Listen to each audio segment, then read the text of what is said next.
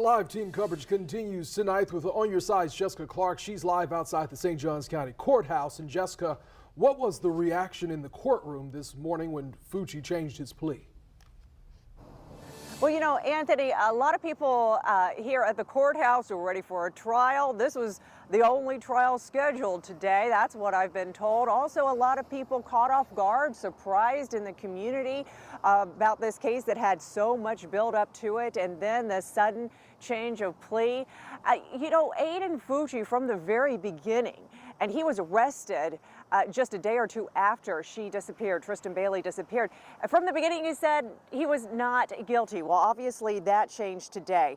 And what other attorneys have told me, and these are attorneys who are not connected with this case, is, yeah, it may have been a surprise to a lot of people not familiar with the legal system, but this kind of thing, this kind of 11th hour change of mind, it happens.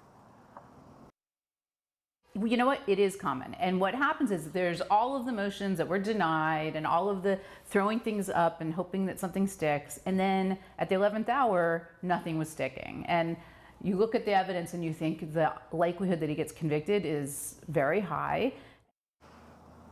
That's Janet Johnson, an attorney that we have consulted with quite a bit. You know, the other thing is, Aiden Fucci, we still this morning did not know what his defense was going to be, and Janet Johnson said that may have played a role in his defense attorney's decision. She believes strongly that the defense attorney spoke with his family about, I don't know what the next move is, but it could be this, and that is to change the plea to guilty in order to possibly get a lighter or shorter sentence or a shorter time in court. When that sentencing phase starts to happen, this situation with the change in saying, hey, I am pleading guilty to save the judicial system and to save Tristyn Bailey's family from going through a trial. Please consider that, Judge, when you're making that sentence. So it'll be interesting to see how this plays out. Also note, this was a change of plea, not a plea deal.